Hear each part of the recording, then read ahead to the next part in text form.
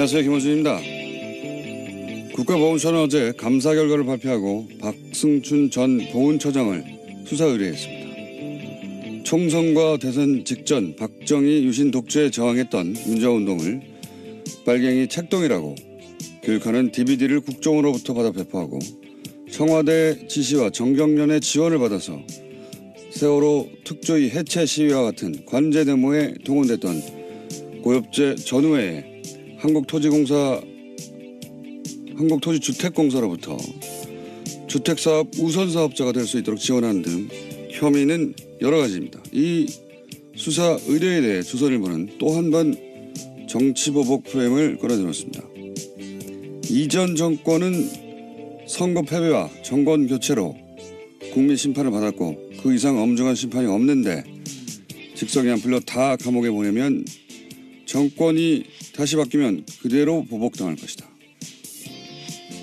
조선일보 이야기입니다. 조선일보는 엄정한 법 집행과 법 질서 확립을 주장하는 무수한 사설을 그동안 써왔는데 정작 보수가 그 엄정한 법 집행의 대상이 되자 갑자기 봐줘야 한다는 거죠. 박 전 처장의 비의혹이 정권 교체됐다고 저절로 없던 일이 됩니까? 아예 없는 제도 만들어내서 생사람을 간첩으로 만들어냈던 세력이 할 말이 아니죠. 적폐 수사 때마다 빠짐없이 등장해서 정치보복이라고 외치며 정권이 다시 바뀌면 보복당할 거라고 저주하고 협박하는 조선일보에게 제가 할 말은 한마디입니다. 시끄럽다. 김어준 생각이었습니다.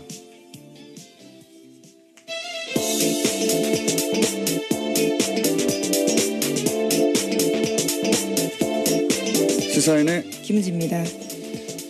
자, 또 오늘도 참 다이나믹한 한국이에요. 이슈가 워낙 많죠. 예. 이렇게 매일 하는데도 매일 이렇게 20분 동안 떠도는 뉴스가 나오는지 모르겠습니다. 자, 오늘은 어떤 뉴스가 첫 번째입니까? 네, 어제 국군기무사령부가 국방부 댓글조사 TF를 감청해서 압수수색 계획을 미리 알았다라는 뉴스 전해드린 바가 있는데요. 군 기무사가 이를 인정했습니다.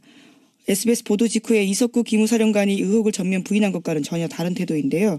하지만 기무사 쪽은 수사를 방해할 의도는 아니었다라고 해명하고 있습니다. 그러니까 감청 자체도 합법적인 업무였다라고 주장하고 있는데요. 승인된 회선으로 감청하는 가운데 조사 TF가 별도의 전화를 사용하지 않았기 때문에 자연스럽게 감청이 이뤄졌다라고 주장하고 있습니다. 자연스럽게 감청이 이뤄졌다. 네, 어제는 이제 뭐 아무런 문제 없다고 완전 부인했다가 그렇죠. 하루 만에 자세가 바뀌긴 했는데 이제 SBS가 확보한 게 뭔지는 모르겠습니다만 그게 증인인지 물증인지 뭔지는 모르겠습니다만 이렇게 자신 있게 보도했을 때는 뭔가 있겠죠. 믿을 만한 구석이. 그러자 이제 감청을 하긴 했는데 아니 우리가 감청을 하려고 한 게 아니라 그 회선에서 저절로 걸려들었어 이런 거 아닙니까? 제가 최근에 본 해명 중에 가장 창의적이네요. 저절로 걸러들였을 뿐 우리는 하려고 한 게 아니다 이거죠. 예. 예, 저절로 걸러들었다고 하더라도 어쨌거나 그 내용을 보고했고요. 그 보고한 문서를 삭제했습니다. 그런데 그게 복원돼서 걸린 거거든요. 그러니까 왜 삭제했는지에 대해서는 설명하지 못하고 있는 거죠. 아니 이게 상급기관이 범죄 혐의를 지금 조사하고 있는데 저절로 걸렸다고 하더라도 그걸 보고하거나 거꾸로 이거 이 회사를 닫아야 된다고 보고하거나 혹은 거기에 대해서 그 회선을 이 사실 자체를 사실은 조사 대상에게 알려줘야 되는 거예요. 예. 그런데 그렇죠. 수사 방해가 될 수 있는 상황이니까요. 근데 이제 그거에 대해서 이제 자기들은 압수수색에 대비해서 증거인멸을 시도했다. 예. 하는 정황이 지금 의심되는 것이고, 예. 저는 군 관련 특히나, 예. 군 관련은 군에 이 수사를 맡기면 안 되겠다 하는 생각을 다시 한번 하게 되는 것이 이 국정원 TF 때하고는 또 다른 것이요. 국정원 TF도 비슷한 구조로 했거든요. 예. 위원회 만들어서. 지금 그 국방부 TF가 하는 거 아닙니까 이게? 예, 그렇죠. 지금 거기서 먼저 하고 있는 겁니다. 네. 근데 그 기억을 되돌려 보면 국정원 때는 중간중간에 발표하고 중간중간에 수사 의뢰하고 이런 일이 이루어졌었어요. 근데 이제 국방부 TF는 수사 의뢰가 한 건도 없지 않습니까? 네, 오늘 아침 한겨레 신문이 그렇게 보고했는데요. 자체 조사를 통해서 수사 의뢰하거나 관련 자료를 검찰에 보낸 적도 없다라고 합니다. 심지어 검찰의 자료 요청에 대해서 보안 등의 이유로 거절당하는 사례가 많았다라고 합니다. 그리고 제일 제가 어처구니 없는 게 예를 들어 수사관이 가요. 그러면 가장 먼저 하는 게 요즘은 그 하드를 뜬다고 하죠. 예, 디지털 증거들이 워낙 많아서요. 문서를 다 거기서 하고 하는 게 요즘 누가 손을 씁니까? 예. 하드를 뜨는 이미징 작업을 해야 되는데 아예 이미징을 못하게 하니까 그 옆에 서가지고 거기서 압수수색을 해도 이미지를 뜨는 게 아니라 그 PC에 앉아가지고 검색하고 있어요. 검색. 예, 이렇게 그렇죠. 해서 그 안에 있는 모든 문서 혹은 뭐 이름을 바꿨을 수도 있고요. 또는 그 파일을 그 암호화해서 숨겨놨을 수도 있고요. 이게 어떻게 조사가 됩니까? 그 자리에 앉아가지고 게다가 남의 PC에 앉아가지고 그 남의 PC 구조가 어떻게 되는지도 모르는데 검색을 해서 찾아가라는 거거든요. 말도 안 되는 거예요. 그런 방식의 압수수색밖에 허용하지 않고 있거든요. 상급기관이 왔는데 그래서 김무사령부도 댓글 활동에 관여했다고 하는 이야기는 한 달 전에 나왔는데 지금까지 조사가 이루어진 게 없어요. 제대로. 네, 압수수색도 겨우 한 달 지나서나 했다고 하는데요. 말씀처럼 이미징 그러니까 복제도 못하게 해서요. 그런 식으로 현장에서 곤혹스러운 상황이라고 합니다. 그리고 나서 이 국방부 TF 또 군인이거든요. 게다가 이 사람들이. 군인이 가서 군인을 조사하는데 군인들이 거부하는 거예요. 제대로 거부한다기보다 협조를 안 하는 거죠. 이미징도 안 된다고 하고. 국정원 같은 경우는 중앙 서버를 대놓고 지금 조사하고 있는데 이건 개개인의 PC도 못하게 하니까 조사가 될 리가 있습니까? 국무가 제대로? 예. 저는 이 수사는 처음부터 다시 해야 된다고 봅니다. 이 정도 해놓고 대충 넘어가서 시간이 지나고 이건 또다시 이런 일이 벌어지게 돼 있어요. 처음부터 다시 해야 된다. 예. 다시 짜가지고 국방부 TF로 이 일을 제대로 못할 것 같으면 아예 외부에서 들어가서 처음부터 다시 해야 된다고 봅니다. 네. 저는 이 한겨레 특종 굉장히 중요한 특종이라고 봅니다. 군에 관련된 수사는 사실상 제대로 된 게 없다 이거거든요. 예. 그리고 국정원에서 가짜 사무실 만들어서 방해하던 것 이상이죠. 예. 자기들끼리 도청해가지고 자기들끼리. 그렇죠. SBS는 또 그런 내용들을 보도했었는데요. 처음부터 다시 해야 된다. 예. 저는 그렇게 봅니다. 게다가 지금까지 수사 의뢰도 없고요. 예. 이미징도 안 되고 완전 개판이에요. 수사가. 자, 굉장히 중요한 특종 나왔고 저희도 앞으로 계속해서 SBS도 추가 못하겠죠. 다음 주는요. 네, 임종석 대통령 비서실장의 아랍에미리트 행과 관련해서 계속해서 여러 가지 보도들이 나오고 있는데요. 오늘 아침에 중앙일보에서 좀 자세한 내용들이 나왔습니다. UAE 왕세자가 날짜를 지정하면서 요청돼서 결정된 일정이다라고 여권 핵심 인사가 밝혔다라는 건데요. 이 인사의 발언을 인용한 보도를 보면요. 특사 파견은 왕세자의 요청에 따른 것으로 방문 날짜도 아랍에미리트 측에서 정해준 일정에 맞추다 보니까 급하게 진행됐다라고 밝히고 있고요. 양국 간의 시급한 관계 개선이 주목적이었다라고 말하고 있습니다. 처음으로 좀 구체적인 여러 가지 설들이 나오다가 이건 이제 그 양 국가 간의 외교적 차원에서 벌어진 일이기 때문에 그 자리에 참석하지 않은 사람들은 알 수가 없어서 추측 보도만 나오다가 좀 구체적인 내용이 처음으로 나왔네요. 예. 이게 이제 자유한국당에서는 처음부터 임종석 비서실장이 아랍에미레이트로 날아간 직후부터 계속해서 이게 바로 이명박 전 대통령 뒤를 캐려고 하다가 이런 일이 벌어진 게 아니냐, 혹은 뒤를 캐러 간 거 아니냐, 그런 얘기를 끊임없이 주장을 했었죠. 근데 여기 지금까지 나온 보도로 보면 거꾸로 UAE 측 요구로 갔다. 급하게 일정을 잡아서 갔고, 그리고 주 목적은 양국 간의 시급한 관계 개선이다. 이렇게 나오고 있는데, 이 이상은 이제 적어도 왕세제를 만나봤기 때문에 우리 쪽에서는 대통령 비서실장이 갔고 외교 차원에서 벌어진 일이라 더 이상 청와대에서는 뭐가 안 나올 것 같은데요. 제가 나름대로 또 취재한 바로는 저도 가끔 취재를 합니다. 나름대로 취재한 바로는 이명박 전 대통령 뒤를 캐기 위해서 왕실로 간 거 아니냐. 그러다가 발각돼서 간 거 아니냐. 라는 자유한국당의 주장이 있지 않습니까? 예, 계속 그런 주장을 하고 있습니다. 자유한국당은 처음부터 이 프레임을 잡았어요. 정치보복 프레임이죠, 이것도. 예, 정치보복 하려고 하다가 지금 외교 관계까지 지금 탈난 거 아니냐. 이런 정치보복 프레임을 동원했는데 여기서 주목할 것이 두 가지입니다. 하나는 해명 중에 보면 이명박 정부 때 이제 UA하고 관계가 원전 때문에 긴밀해졌지 않습니까? 그런데 박근혜 정부 들어와서는 UA 쪽에서 예를 들어서 고위급 인사가 와서 현역 때 만났던 그러니까 이명박 전 대통령을 만나려고 해도 박근혜 정부 시절에는 일정을 안 잡아줬대요. 안 잡아주고 대신 현 정부의 총리를 만나고 가라. 당시 현 정부라면 박근혜 정부 당시 거죠? 예, 박근혜 정부의 그런 식으로 UAE와 관계가 소원해졌다고 해요. 예, 거기까지 제가 들은 이야기고. 그러면 이번에는 왜 갑자기 가느냐? 저쪽의 요구에 따라 그거는 결정적인 그 사건이 뭐였냐면 이명박 전 대통령이 갑자기 바레인에 가잖아요. 네, 그랬죠. 12월 달에. 굉장히 시급한 상황이었는데 시급한 상황이었다는 거는 다스는 누구 겁니까가 폭발적으로 보도되고 할 때였는데 바레인에 뜬금없이 강연을 간다고 하셨죠. 예. 그 이후로 UAE가 갑자기 여러 가지 항의를 현 정부에 했다. 이명박 전 대통령이 바레인에 갔을 때 그러니까 정치 보복을 하다가 그 UAE가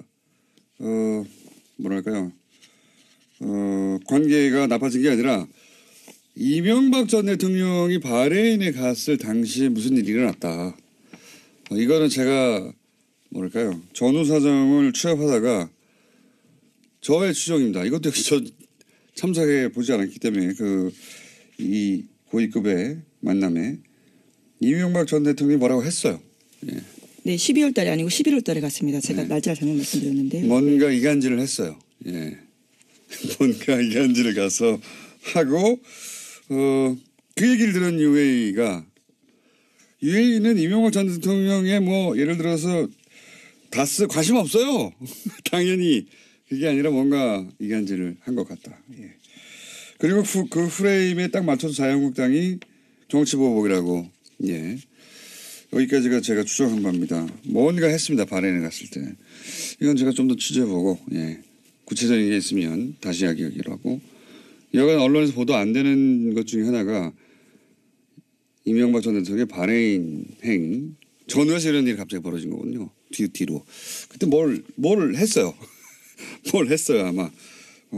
본인이 살려고 뭘 한 것 같습니다. 자 다음 순요.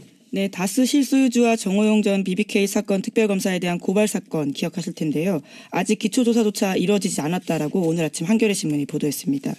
검찰이 고발장 접수 뒤 2주가 되도록 고발인 조사조차 하지 않았다라는 건데요. 정호용 전 특검의 공소시효는 2달 남짓 남았다라고 합니다. 이건 하지 않을 수 없어요. 예. 물론 검찰로서는 부담스럽겠죠. 검찰이 주도한 특검이었는데 그때 120억 비자금 나왔는데 심지어는 돌려줬다는 거 아닙니까? 예. 그리고 이 건은 이미 증인도 너무 많고. 그렇죠. 예. 그 당시 사라진 돈과 관련된 계좌로 의심되는 것도 나와버렸고 수사가 반쯤은 언론에 의해서 진행됐어요. 예. 하지 않을 수는 없다고 봅니다. 근데 이제 아직도 고발인 조사조차 하지 않았다고 걱정하는 거죠. 한겨레에는. 예, 시간이 얼마 남지 않았기 때문에 이런 보도가 나오는 것 같습니다. 어쩌면 조용히 하고 있을지도 모르고 공소시효가 2달, 석 달도 안 되거든요. 이제. 예. 2월 23일까지라고 합니다. 하지 않을 수 없을 거라고 봅니다. 저는. 예. 여하간 아직은 발동이 안 걸리고 있다. 이런 뉴스고요. 다음 뉴스는요. 네, 최순실 씨가 어제 이재용 삼성전자 부회장의 항소심 증인으로 나왔습니다. 그 자리에서 특검팀의 질문에 짜증으로 일관해서요. 재판부의 제지를 받기도 했는데요. 재판부는 최 씨가 특검 질문을 끊고 말을 하면 끝까지 듣고 대답을 해라라는 증언 태도를 질책했습니다. 최 씨가 특검에게 오히려 질문을 할 때는 오늘은 특검 질문에 증인이 대답하러 나온 자리다라면서 언성을 높이기도 했습니다.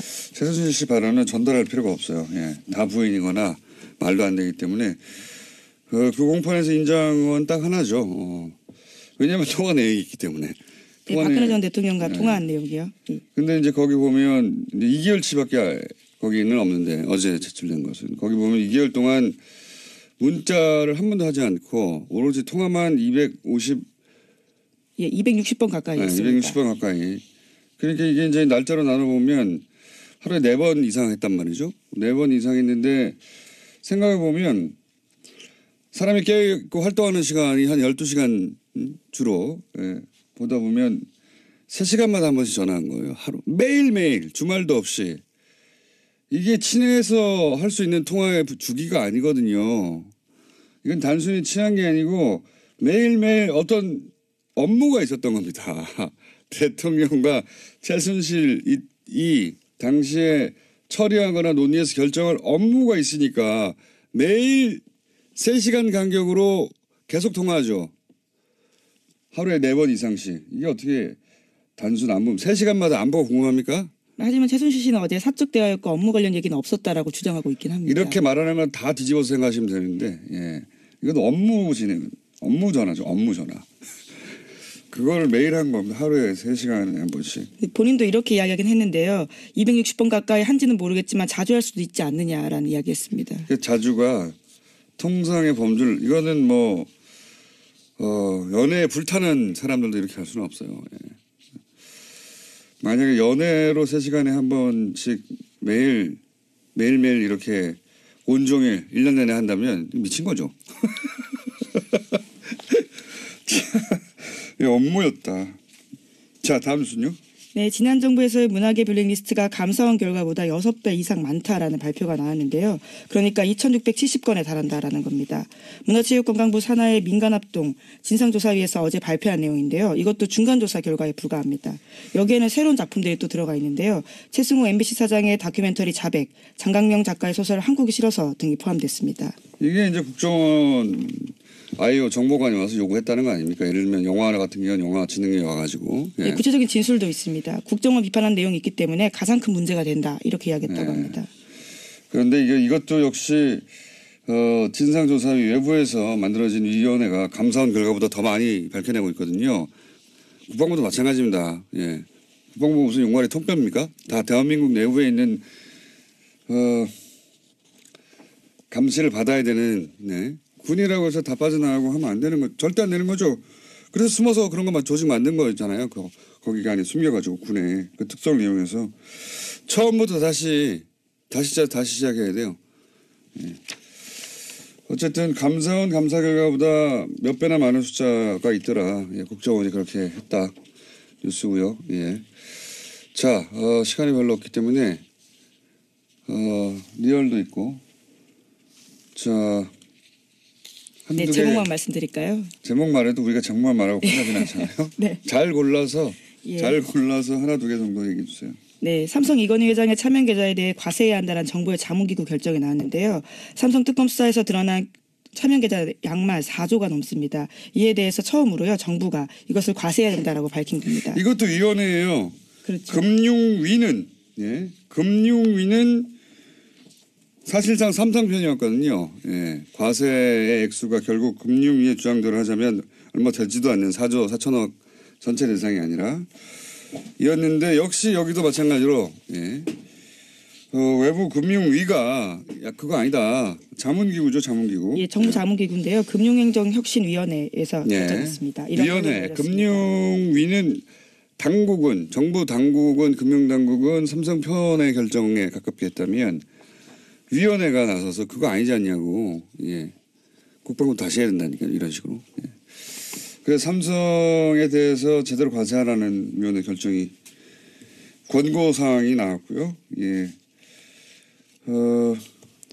하나만 더 하면 네, 바른정당과 합당을 추진하는 국민의당 그거요? 안철수 대표가 어제 긴급 기자회견했습니다. 연말까지 전체 당원 투표로 합당 여부를 결정하자라고 제안했고요. 부결되면 당대표에서 물러나겠다라고 밝혔습니다.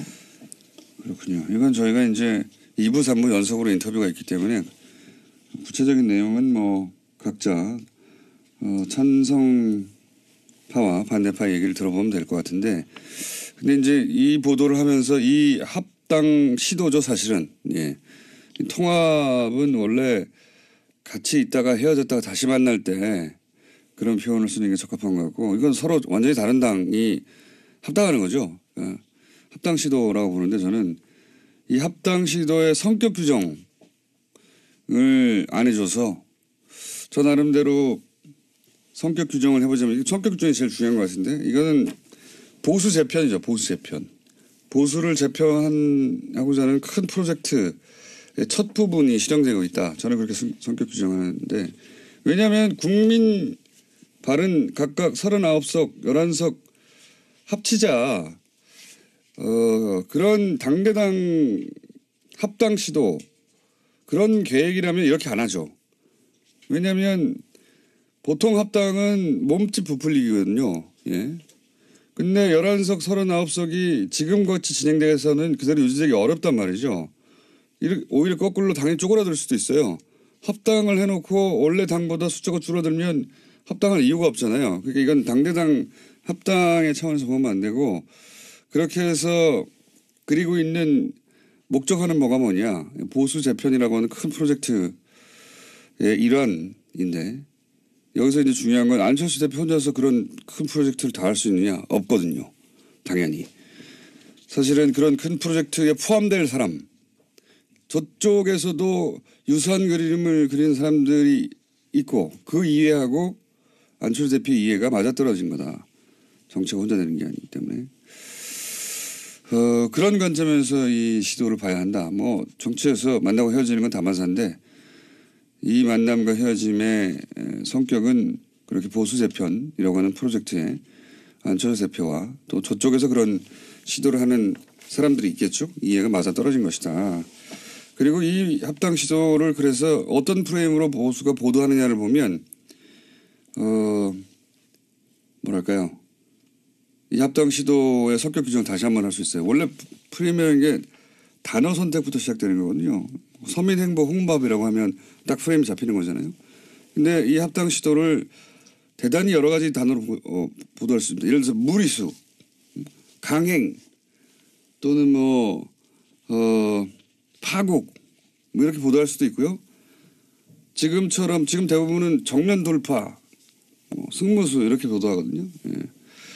사실은 단어 선택부터 안철수 보수 매체들이 특히 안철수 대표의 선택을 긍정적으로 긍정적인 언어로 보도하죠. 예.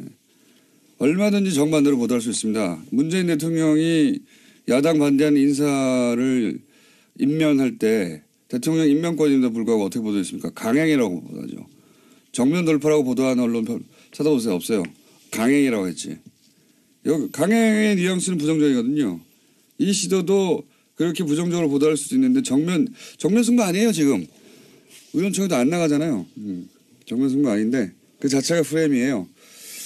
옳다 그러다가 아니라 어떻게 각 진영의 이해가 반영되느냐 하는 관점에서 보면 이 시도의 뭐랄까 밑그림, 진짜 규정, 성격 같은 거를 규정할 수 있는데 저는 그래서 보수 재편의 시도다, 재편의 시도다. 그렇게 성격 규정하는 게 맞다라고 저는 봅니다. 여기까지 하겠습니다. 네. 지금까지 시사인 김은지였습니다. 감사합니다. 네, 바로 이어서 목요일은 항상 준비된 리얼미터. 자, 리얼미터 권순정 조사분석실장 나오셨습니다. 안녕하십니까? 안녕하십니까? 자, 지난주 이후로 큰 이벤트가 있었습니다. 중국을 방문했던. 이 중국을 일단 제가 이거 말씀하시기 전에 중국 방문 직전부터 방중 기간 동안 보수 모체 중심의 이제 폭탄 뭐랄까요 보도가 있어요. 이례적인 부정적인 보도가 집중되어 있었습니다. 대통령 이제 여론조사 기관에 계시니까 잘 아시겠지만 대통령 순방은 무조건 긍정적인 효과를 냅니다. 네. 예, 뭐 자연스럽잖아요. 국내 시끄러운 정치 현안을 떠나가지고 네.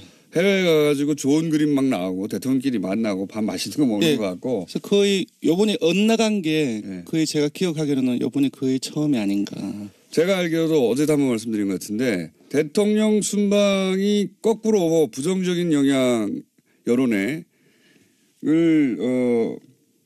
낸 것은 제가 기억하기로는 처음이에요. 근데 이제 그게 그래서 제가 계속 악의적이라고 했는데 순방 첫날부터 계속해서 부정적인 보도만 쏟아냈거든요. 보수 매체에서 혼밥 이거 시작해가지고 엄청난 숫자의 부정적인 보도, 홀대, 혼밥을 네. 보수 매체가 정말 폭포수 같이 쏟아냈어요. 선전적인 단어 뽑기가 상당히 많이 나온 것 같습니다.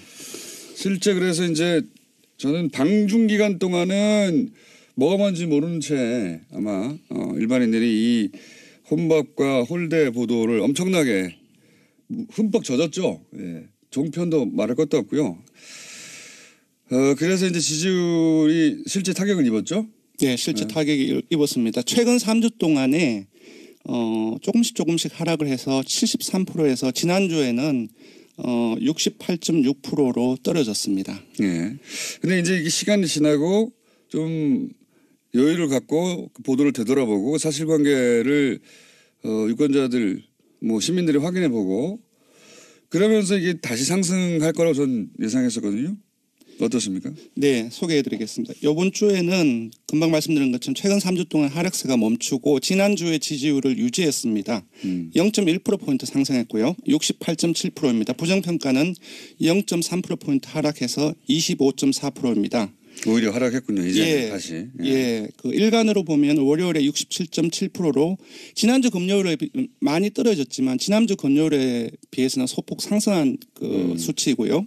화요일에는 69.1% 그리고 수요일에는 68.1%로 살짝 떨어졌습니다. 그러니까 이제 그 소위 방중 관련한 부정적인 보도가 폭포수처럼 쏟아지면서 떨어졌다가 다시 오히려 방중이 끝나고 나서 중국 방문 성과에 대해서 조금씩 올라가고 있다. 예, 언론 보도 경향을 보면 지난주 주말을 경과하고 월요일까지 조금씩 방중 성과에 대한 내용들이 보도량이 조금씩 늘어났고요. 그리고 야당과 언론 일부의 이제 그 중국 방문에 대한 부정적인 보도에 대한 이 자체가 공정한지 공정하지 않은지 논란도 월요일에 많이 SNS를 통해서 돌았습니다. 그런 보도는 저희밖에 안 했어요. 집중적으로. 예. 이거 홀대론 자체가 거짓말인 것 같다. 혹은 뭐 제대로 보도하지 않은 것이다. 악의적인 프레임이다라는 보도는 집중적으로 한 것은 저희밖에 없긴 한데 여하간 이제 하강 곡선을 그리다가 방중 기간 동안 오히려 이제 방중이 끝난 다음에 조금씩 다시 회복되고 있다 이런 얘기네요. 네, 그렇습니다. 그 화요일에는 이제 평창 동계올림픽 홍보 행사에 거의 하루 정도를 다 빼서 트레인 원이라든지 MBC 미국 MBC 인터뷰 보도라든지 이에 대한 이와 관련된 보도가 상당히 많이 확대되었었고요. 또 어제는 조금 떨어졌는데 오늘 이제 조간에서도 일부 조간 사설에도 일부 나왔던데 평창 올림픽 기간에 한미 연합훈련의 연기 검토한다는 소식이 나왔었죠. 이런 뉴스를 항상 노년층에서 싫어하죠. 보수층에서. 한미연합훈련을 평창 올림픽 때문에도 연기하자고 해도 무조건 싫어하는 경향이 좀 있습니다. 근데 저는 한편으로 지금까지 현 정부는 2번 정도의 이 보수 진영 매체에 폭탄을 맞았거든요. 한 번은 이제 북핵 그리고 이번엔 방중. 예.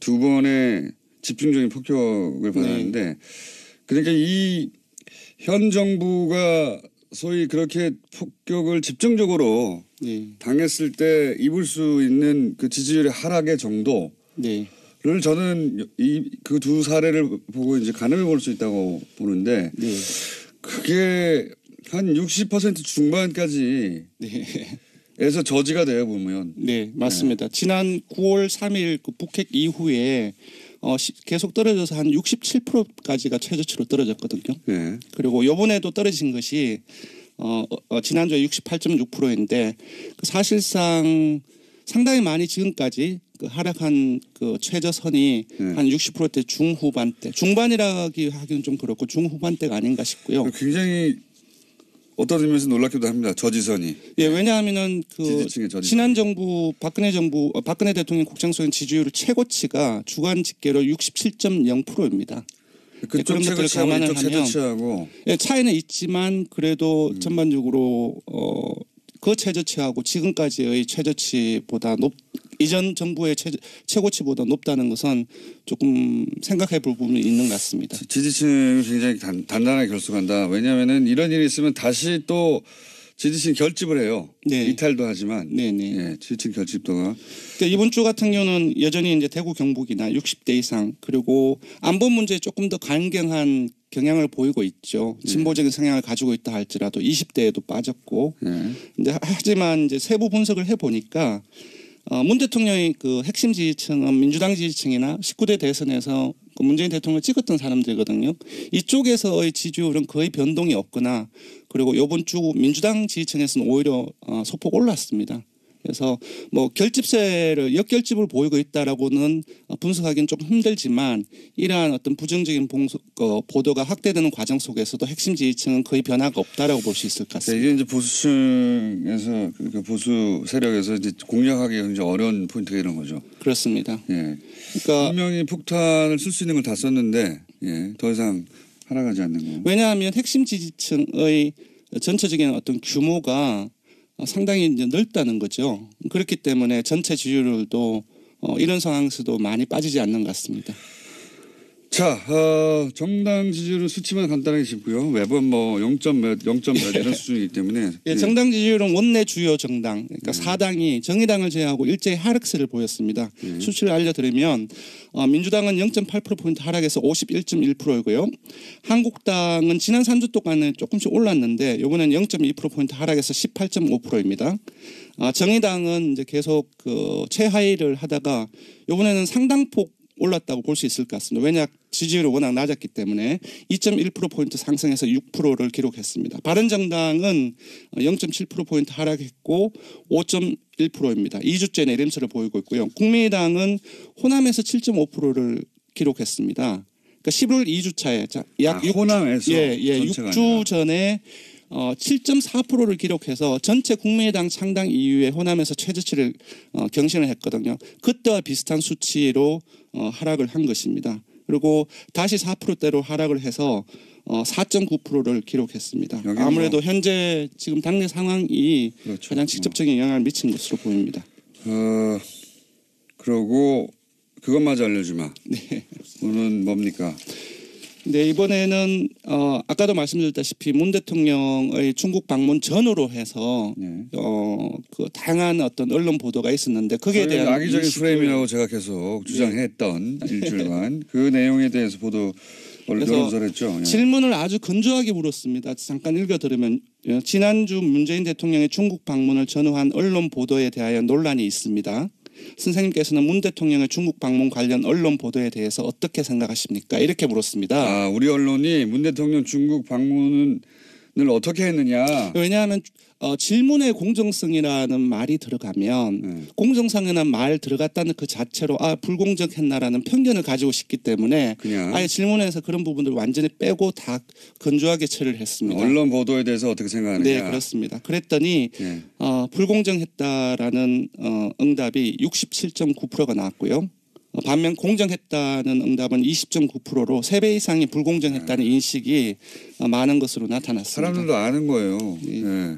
이건 그냥 뉴스공장 청취층을 대상으로 한 게 아니고 그렇습니다. 일반 여론조사를 한 거거든요. 네, 그리고 조금 더 볼 것은 전혀 공정하지 않았다. 그러니까 아주 강하게 불공정성에 대한 비판 의식을 가지고 있는 사람들이 42.4%나 된다는 겁니다.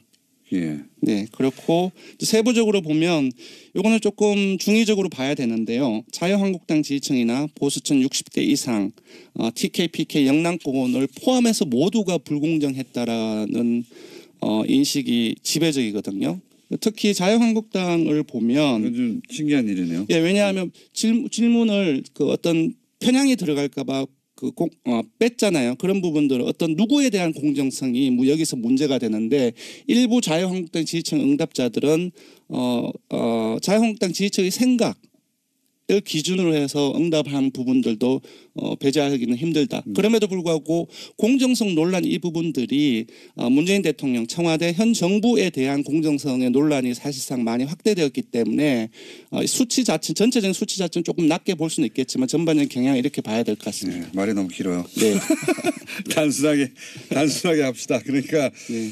중국 관련 언론 보도가 불공정했다가 67.9%고 공정했다가 20.9%. 네, 그렇습니다. 굉장히 이례적인 겁니다. 예.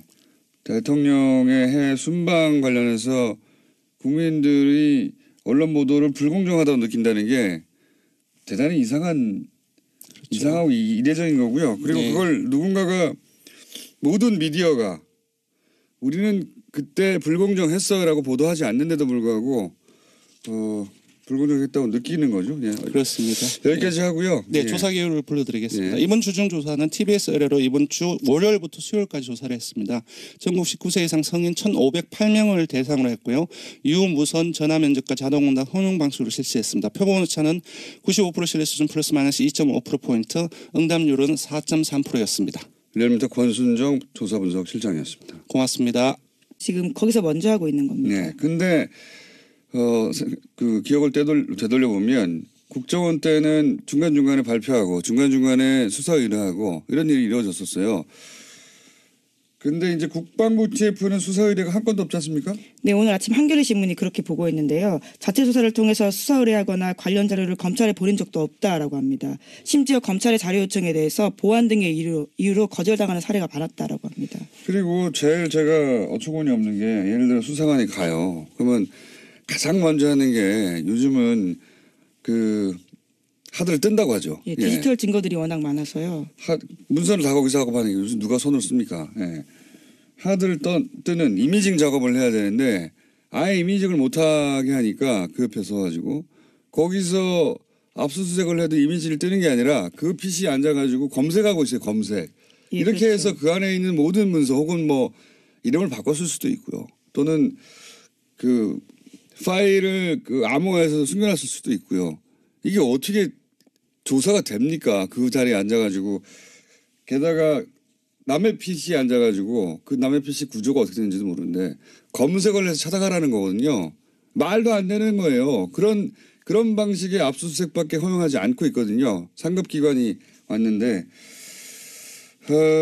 그래서 기무사령부도 댓글 활동에 관여했다고 하는 이야기는 한 달 전에 나왔는데 지금까지 조사가 이루어진 게 없어요. 제대로. 네, 압수수색도 겨우 한 달 지나서나 했다고 하는데요. 말씀처럼 이미징 그러니까 복제도 못하게 해서요. 그런 식으로 현장에서 곤혹스러운 상황이라고 합니다.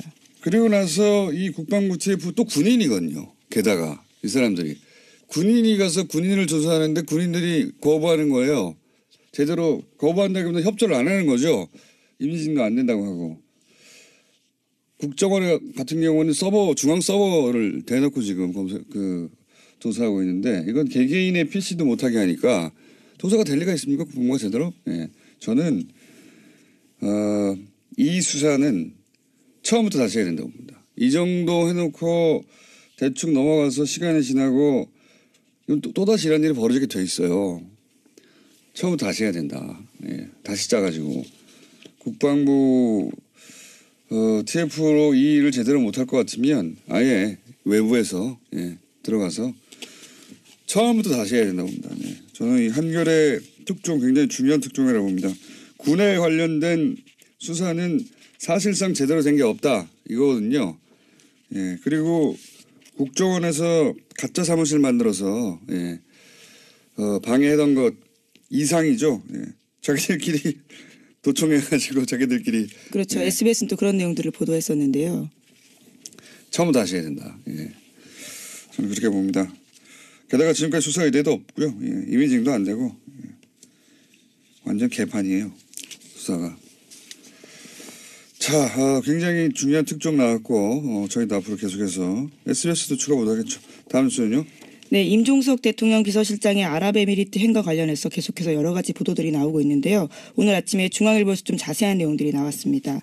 UAE 왕세자가 날짜를 지정하면서 요청돼서 결정된 일정이다라고 여권 핵심 인사가 밝혔다라는 건데요. 이 인사의 발언을 인용한 보도를 보면요. 특사 파견은 왕세제의 요청에 따른 것으로 방문 날짜도 아랍에미리트 측에서 정해준 일정에 맞추다 보니까 급하게 진행됐다라고 밝히고 있고요. 양국 간의 시급한 관계 개선이 주목적이었다라고 말하고 있습니다. 처음으로 좀 구체적인 뭐 여러 가지 설들이 나오다가 이건 이제 그 양 국가 간의 외교적 차원에서 벌어진 일이기 때문에 그 자리에 참석하지 않은 사람들은 알 수가 없어서 추측 보도만 나오다가 좀 구체적인 내용이 처음으로 나왔네요. 이게 이제 자유한국당에서는 처음부터 임종석 비서실장이 아랍에미레이트로 날아간 직후부터 계속해서 이게 바로 이명박 전 대통령 뒤를 캐려고 하다가 이런 일이 벌어진 게 아니냐, 혹은 뭐 뒤를 캐러 간 거 아니냐, 그런 얘기를 끊임없이 주장을 했었죠. 근데 여기 지금까지 나온 보도로 보면 거꾸로 UAE 측 요구로 갔다. 급하게 일정을 잡아서 갔고. 안녕하세요, 김원준입니다. 국가보훈처는 어제 감사 결과를 발표하고 박승춘 전 보훈처장을 수사 의뢰했습니다. 총선과 대선 직전 박정희 유신 독재에 저항했던 민주화운동을 빨갱이 책동이라고 교육하는 DVD를 국정으로부터 받아 배포하고 청와대 지시와 정경련의 지원을 받아서 세월호 특조위 해체 시위와 같은 관제 데모에 동원됐던 고엽제 전후회에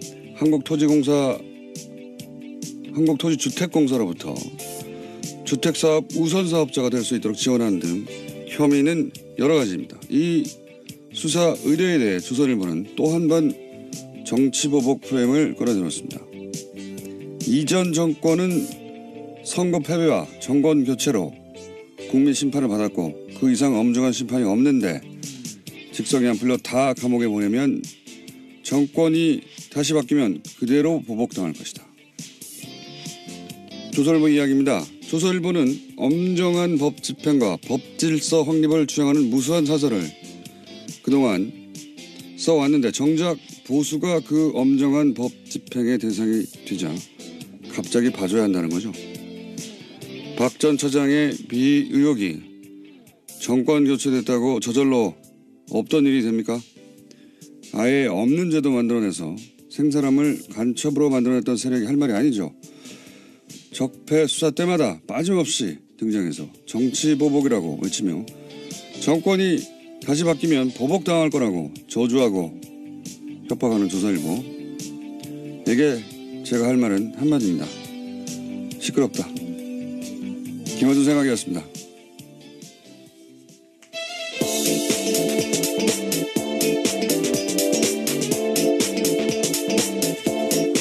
시사인의 김은지입니다. 자, 또 오늘도 참 다이나믹한 한국이에요. 이슈가 워낙 많죠. 그렇게 매일 하는데도 매일 이렇게 20분 동안 떠도는 뉴스가 나오는지 모르겠습니다. 자, 오늘은 어떤 뉴스가 첫 번째입니까? 네, 어제 국군기무사령부가 국방부 댓글조사 TF를 감청해서 압수수색 계획을 미리 알았다라는 뉴스 전해드린 바가 있는데요. 군 기무사가 이를 인정했습니다. SBS 보도 직후에 이석구 기무사령관이 의혹을 전면 부인한 것과는 전혀 다른 태도인데요. 하지만 기무사 쪽은 수사를 방해할 의도는 아니었다라고 해명하고 있습니다. 그러니까 감청 자체도 합법적인 업무였다라고 주장하고 있는데요. 승인된 회선으로 감청하는 가운데 조사 TF가 별도의 전화를 사용하지 않았기 때문에 자연스럽게 감청이 이뤄졌다라고 주장하고 있습니다. 자연스럽게 감청이 이뤄졌다. 네, 어제는 이제 뭐 아무런 문제 없다고 완전 부인했다가 그렇죠. 하루 만에 자세가 바뀌긴 했는데 이제 SBS가 확보한 게 뭔지는 모르겠습니다만 그게 증인인지 물증인지 뭔지는 모르겠습니다만 이렇게 자신 있게 보도했을 때는 뭔가 있겠죠. 믿을 만한 구석이. 그러자 이제 감청을 하긴 했는데 아니 우리가 감청을 하려고 한 게 아니라 그 회선에서 저절로 걸려들었어. 이런 거 아닙니까? 제가 최근에 본 해명 중에 가장 창의적이네요. 저절로 걸러들였을 뿐 우리는 하려고 한 게 아니다 이거죠. 예. 예, 저절로 걸러들었다고 하더라도 어쨌거나 그 내용을 보고했고요. 그 보고한 문서를 삭제했습니다. 그런데 그게 복원돼서 걸린 거거든요. 그러니까 왜 그러니까요. 삭제했는지에 대해서는 설명하지 못하고 있는 거죠. 아니 이게 상급기관이 범죄 혐의를 지금 조사하고 있는데 저절로 걸렸다고 하더라도 그걸 보고하거나 거꾸로 이거 이 회사를 닫아야 된다고 보고하거나 혹은 거기에 대해서 그 회선을 이 사실 자체를 사실은 조사 대상에게 알려줘야 되는 거예요.